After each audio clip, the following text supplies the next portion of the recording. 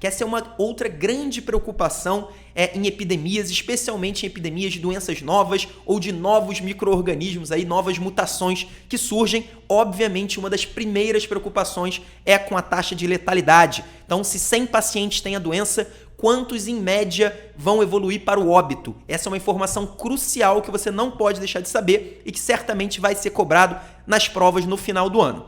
Então vamos dar uma olhada sobre a Covid-19, marque a alternativa correta. Letra A letalidade da doença foi de 2,3% no primeiro grande estudo chinês. Abrindo um parêntese, como essa primeira frase vai estar em todas as opções, eu já vou deixar claro que houve sim esse estudo, mais de 44 mil casos confirmados de coronavírus, e a letalidade nesses 44 mil, um pouco mais de 44 mil casos confirmados, foi de 2,3%. Então aquela pergunta que eu fiz de se 100 pessoas se infectaram pelo coronavírus, em média 2,3 pessoas acabaram morrendo da infecção. Essa foi a letalidade encontrada nesse grande estudo chinês. Agora vamos dar uma olhada na segunda parte das 4 opções. Letra A tendência de uma letalidade real ainda maior do que a estimada.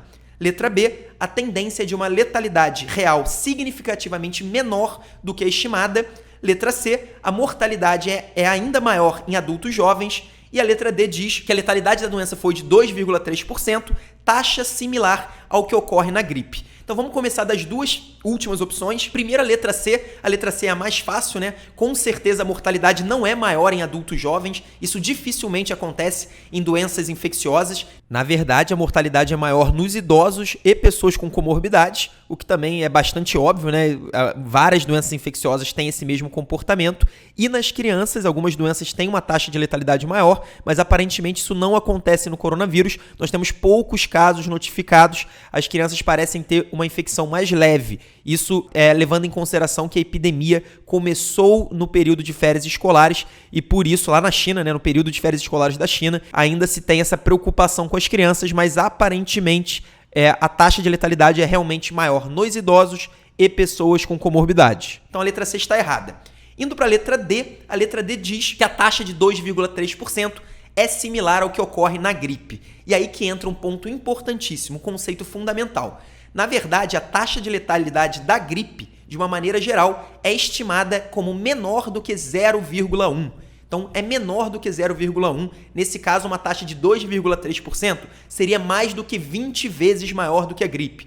A gente tem visto muita gente falando, muita gente se confundindo ao falar que o coronavírus é como se fosse uma gripe. Na verdade, a gente ainda não sabe qual é a taxa de letalidade real do coronavírus. Esse é o ponto mais importante. Por quê? Porque esse estudo chinês, que incluiu 44 mil pessoas, eram apenas pessoas que tinham a infecção confirmada. E, obviamente, é muito mais fácil a gente diagnosticar uma infecção em pacientes que têm uma forma grave da infecção do que pacientes que têm uma forma leve da infecção. E por que isso acontece? Porque os pacientes que têm uma infecção leve, seja pela gripe, seja pelo coronavírus, seja pelo rinovírus, seja por qualquer infecção, esse paciente dificilmente ele vai ter muito menos chance de procurar uma assistência médica. Ele vai ter muito menos chance de ir para a emergência, de ir para o hospital. E muitos desses pacientes vão acabar não sendo diagnosticados com a doença.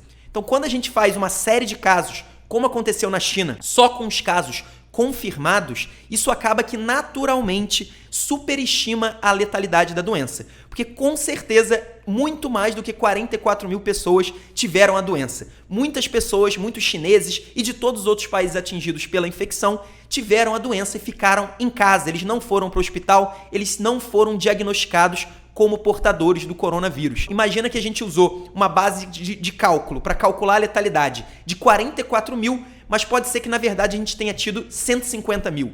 Só isso já faria a letalidade diminuir muito, porque essas pessoas não foram para o hospital, não foram diagnosticadas, tiveram coronavírus na sua forma leve. E na grande maioria das infecções, a forma leve é a mais comum. Então isso acontece muito na gripe. A gente sabe, a gente tem muitos casos de gripe. Então, a gripe é uma doença muito prevalente e a grande maioria dos casos de gripe são casos muito leves. São casos que, inclusive, parecem um resfriado comum causado, por exemplo, pelo rinovírus. Então, os casos de gripe, isso acontece em todas as infecções. E aí, por que é muito difícil a gente comparar a taxa de letalidade do novo coronavírus com a gripe? Porque quando a gente chega a esse número menor do que 0,1% de taxa de letalidade da gripe, nós não só levamos em conta os casos confirmados, nós levamos em conta o panorama geral da doença. Como a gripe é uma doença muito antiga, muito estudada, a gente já tem uma estimativa do número total de casos de gripe e a gente sabe quantas pessoas morrem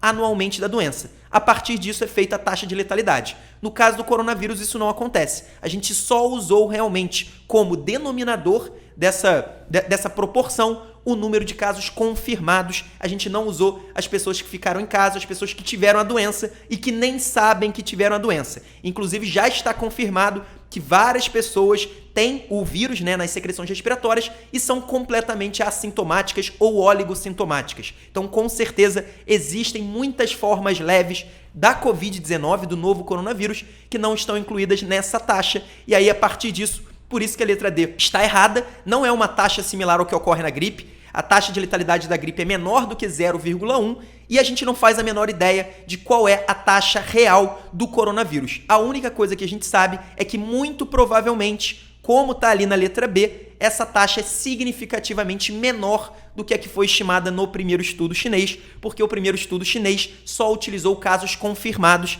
e, claro, a gente não sabe a real transcendência da doença. A gente não sabe quantas pessoas ao todo foram infectadas pelo novo coronavírus. É um conceito que pode parecer confuso. Se você não entendeu perfeitamente, volta um pouquinho no vídeo, volta um pouquinho no áudio se você está ouvindo pelo podcast, porque é um conceito fundamental para a gente não comparar coisas erradas e às vezes até mesmo para a gente não falar besteiras para leigos. Isso eu tenho visto acontecendo, muita gente tem falado informações desencontradas. Então, a letalidade foi de 2,3% e essa letalidade foi muito maior em idosos e crianças pequenas, porém é uma letalidade apenas estimada. A gente ainda não sabe a real letalidade, o que a gente sabe que muito provavelmente vai ser uma letalidade bem menor do que 2,3%.